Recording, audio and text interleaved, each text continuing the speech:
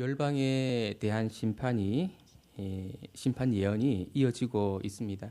오늘 본문은 애굽 그리고 블레셋에 이어서 세 번째 나라인 모압에 관한 예언입니다.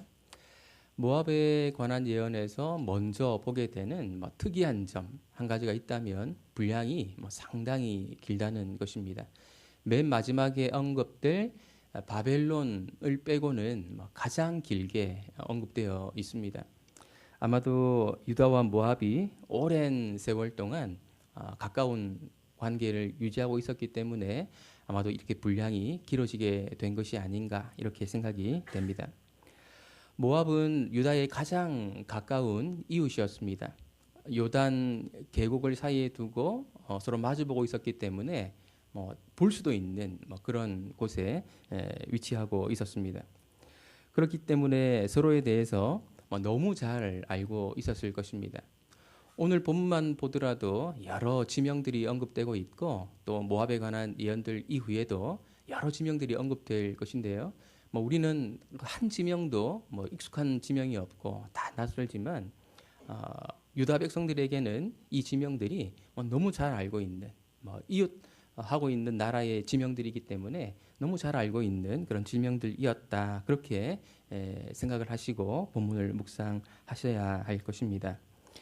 모압에 관한 예언들은 구체적인 성읍들이 언급이 되고 그 성읍들에 큰 재난이 임할 것이다. 이런 내용들로 주로 이루어져 있습니다.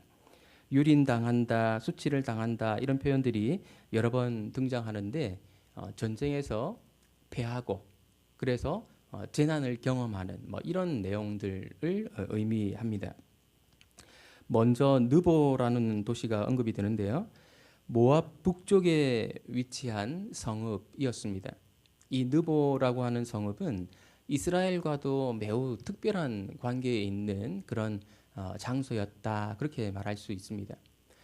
이스라엘 백성들이 출애굽을 하고 가나안 땅에 들어가는 그 과정에서 마지막으로 거쳤던 그 여정 가운데 마지막 단계에 있었던 곳이 바로 느보였습니다. 잘 아시다시피 모세는 가나안 땅에 들어가는 것을 허락받지 못하고 단지 바라보는 것만 허락이 되었는데요.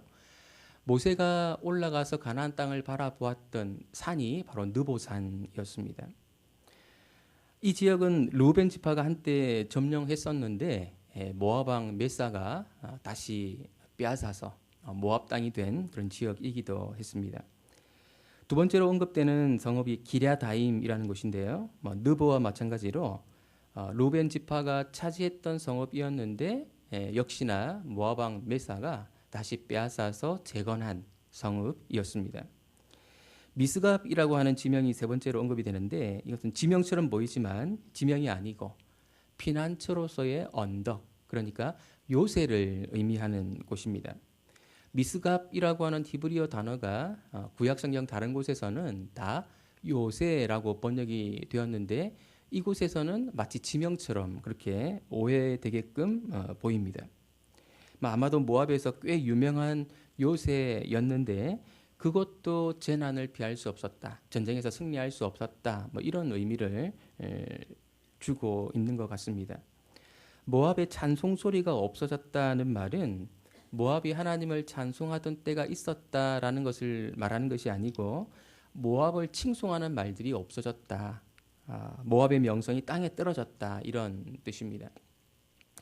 그들에게 있어서 견고한 성읍이었던 요새였던 미스갑까지 무너졌기 때문에 그들을 칭송하는 말들이 다 사라지게 되었다. 이런 뜻으로 보입니다. 헤스본에서는 적들이 대화하는 말이 직접 인용되고 있습니다. 와서 그를 끊어서 나라를 이루지 못하게 하자. 적들의 속내를 알 수 있게 해주기 때문에 훨씬 더 섬뜩한 느낌이 들게 해주는 그런 표현이라고 볼 수 있습니다.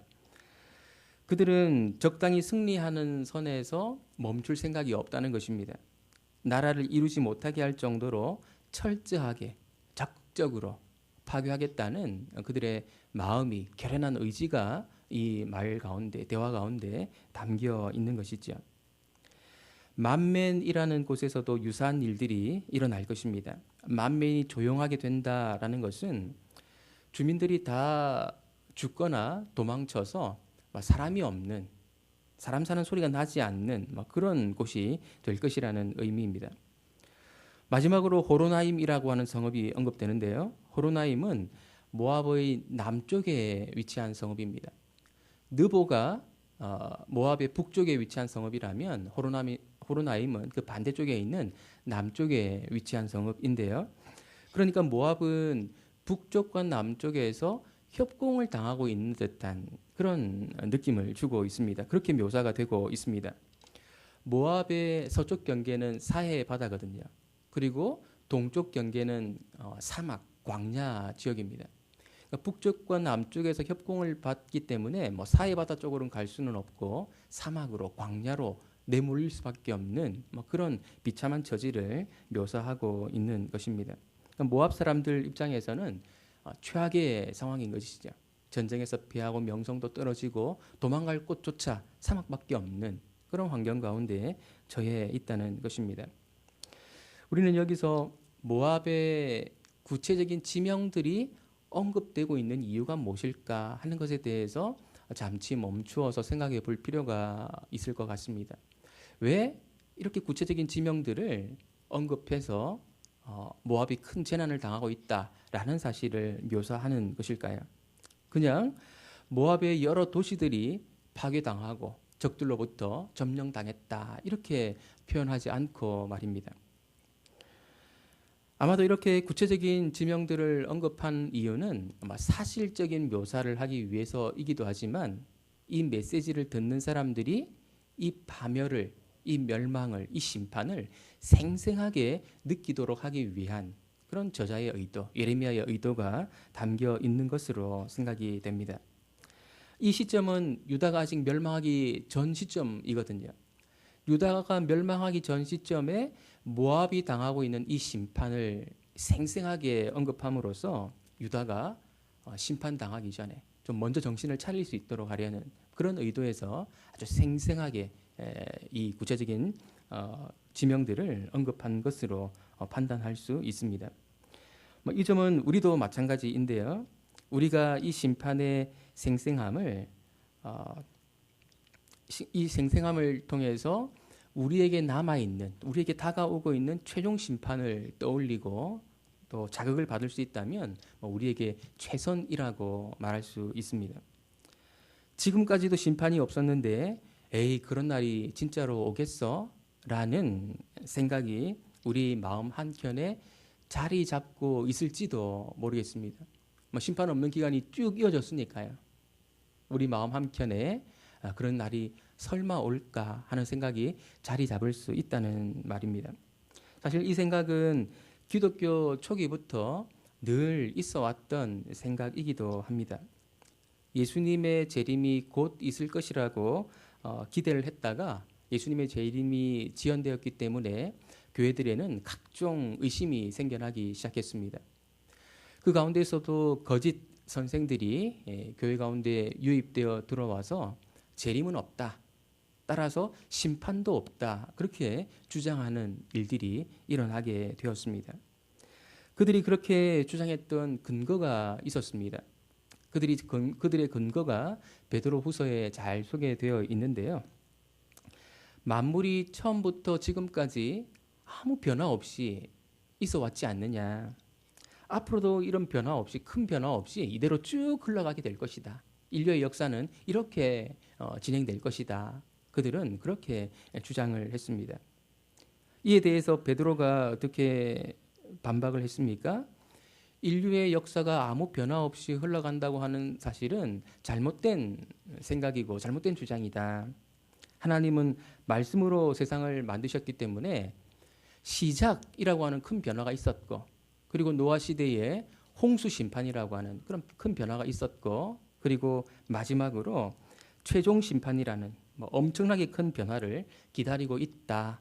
그래서 인류의 역사는 시작이 있고 끝이 있는 그런 역사다. 그리고 중간에도 큰 변화를 경험했던 그런 역사다라는 것을 주장함으로 이 거짓 선생들의 심판이 없다는, 재림이 없다는 주장을 반박했었습니다. 최종 심판이 있다는 사실을 우리가 생생하게 느낄수록 우리 자신에게 유익합니다. 그래야 다가오는 심판을 적절하게 대비할 수 있기 때문에 그런 것이죠. 우리 주변에서 일어나고 있는 각종 전쟁, 사건, 사고들을 생생하게 느끼는 것도 우리에게는 유익할 수 있습니다. 그 심판이 나에게도 언제 내가 기대했던 것보다 훨씬 빠른 시간에 다가올 수 있기 때문에 그런 것이죠. 4에서 6절은 모압 사람들이 당하게 될 고통을 묘사하고 있는데요. 먼저 모압의 멸망으로 어린이들의 부르짖음이 들리게 될 것이라고 말하고 있습니다. 어린이들이 고통당하는 모습은 어린이들을 자녀로 둔 사람들뿐 아니라 어른들이라면 누구라도 그들의 마음이 숙연하게 되는 그런 효과를 자아냅니다. 우리 시대에 이 모압 사람들과 같은 고통을 겪고 있는 사람들이 있다면 아마도 시리아 사람들일 것 같습니다. 내전으로 수많은 사람들이 죽고 난민이 되어 있습니다.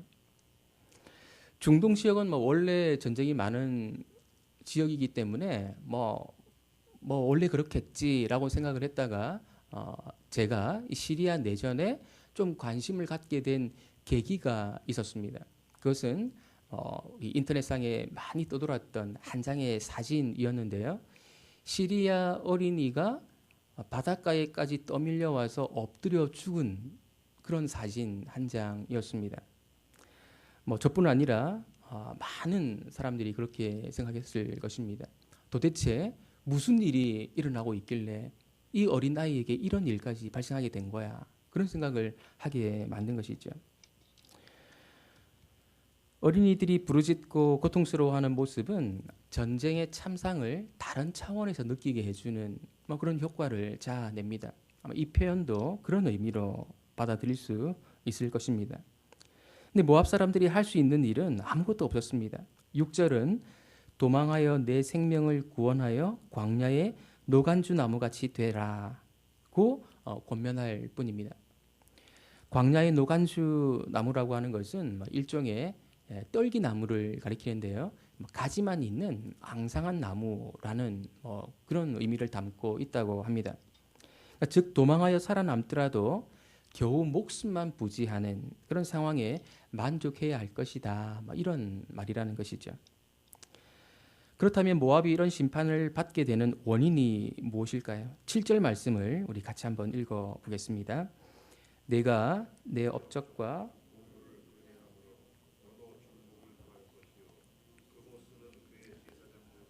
고관들과 함께 포로되어 갈 것이라. 앞서도 말씀드린 대로 모압에 대한 예언이 여기서 끝나는 것이 아니고 뒤에 길게 이어집니다. 뒤에 길게 이어지는 내용들을 참고해서 모압이 멸망당하는 이유를 간단하게 언급을 하면 그것은 교만 때문이었다. 그렇게 말할 수 있습니다. 그런데 오늘 본문은 그 원인을 내 업적과 보물을 의지한 것으로 표현하고 있습니다.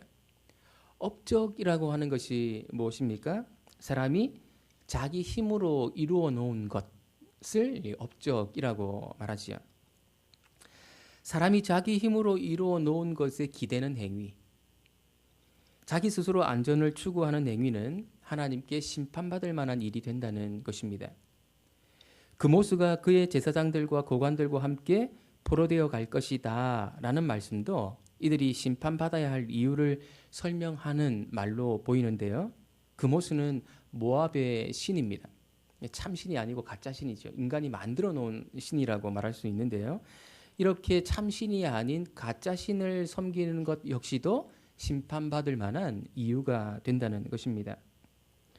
모압이 심판받게 된 이 두 가지 이유 제시는 유다 백성들에게 주어지는 메시지입니다. 이 메시지는 모압 땅에 가서 예레미야가 선포했던 메시지가 아니고 유다 땅에서 예레미야가 선포한 메시지거든요. 그러니까 사실 이 메시지는 모압 사람들이 듣고 있는 것이 아니고 유다 사람들이 듣고 있는 것입니다. 그러니까 모압이 멸망당하는 이유 두 가지는 사실 유다 백성들에게 주어지고 있는 메시지인 것이죠. 업적과 보물을 의지하고 가짜 신을 숭배하는 것이 모압 사람들이 멸망당해야 했던, 심판받아야 했던 두 가지 이유였는데 그것이 바로 유다 너희들의 모습이라는 것입니다.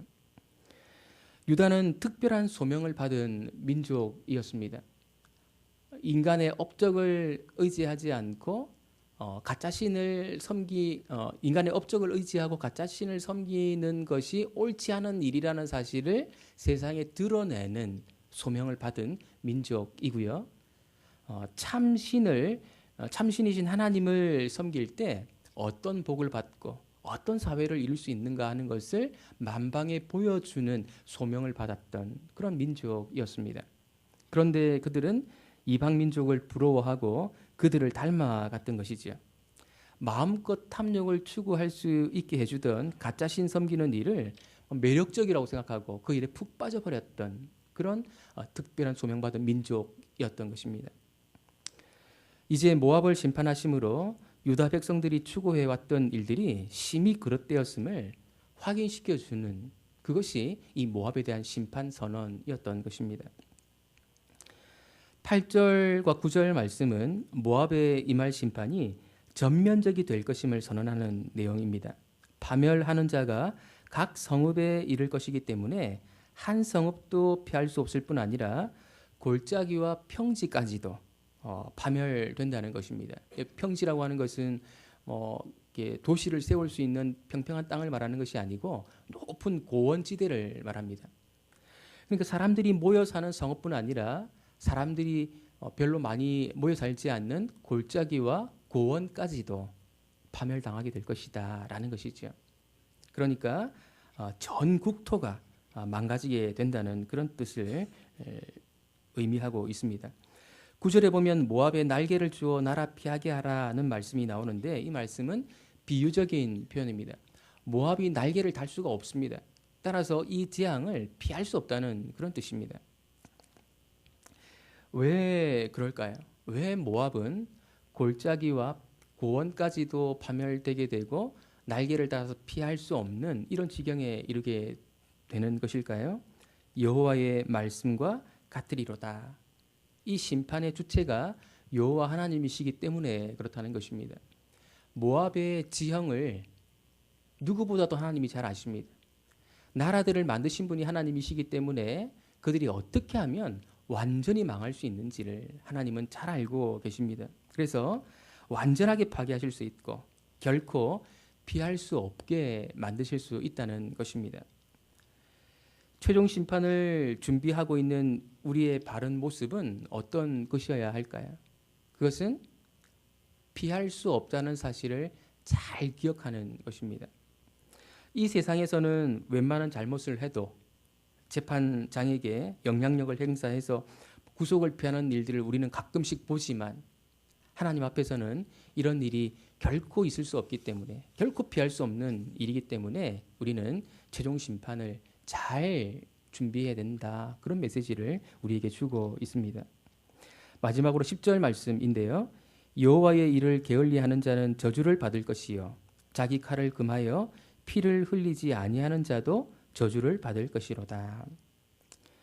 예레미야 선지자의 저주로 이 단락이 마무리되고 있습니다. 여기서 여호와의 일이라고 하는 것은 한마디로 죽이는 일입니다. 모압을 파멸하러 온 자가 사람 죽이는 일을 하는 것이 여호와의 일이고 그것을 게을리하지 말 것을 선지자가 촉구하고 있는 것이죠.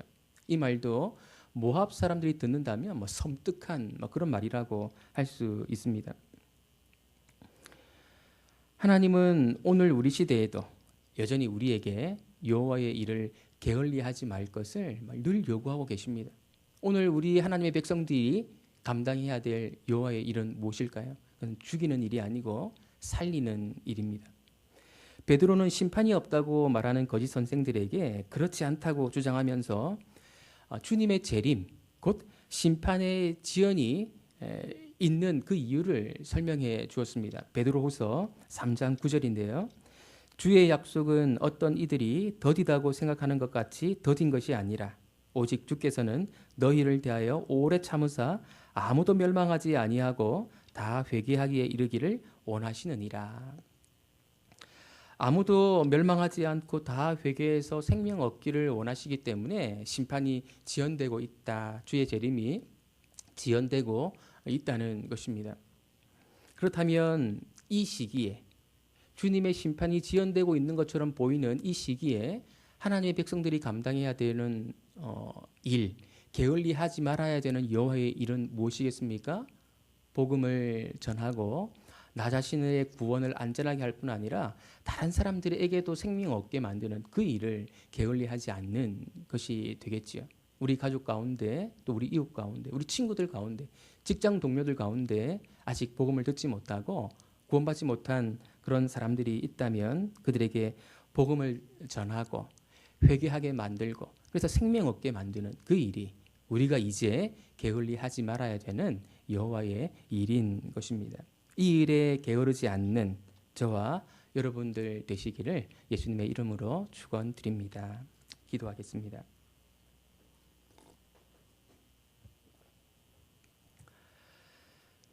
하나님 아버지, 모압에게 심판이 있을 것을 생생하게 전하심으로 유다 백성들에게 경고의 메시지를 주시고 계십니다. 하나님, 이것이 그들에게 정말 경고의 메시지로 다가왔었다면 회복될 수 있는 기회가 주어지지 않았을까, 그런 안타까운 생각도 듭니다. 하나님, 여전히 우리에게도 이 메시지들은 생생하게 다가와야 될 그런 이유가 있습니다. 우리 역시도 최종 심판을 기다리고 있는 중에 있기 때문에 그렇습니다. 주변에서 일어나는 여러 가지 사건 사고들을 보면서 또 전쟁의 소문들을 들으면서 내가 개인적으로도 언제든 주님의 심판대 앞에 설 수 있다는 사실을 기억하고 하루하루 주님과 동행하는 그런 삶을 살기로 다짐하는 우리가 되었으면 좋겠습니다.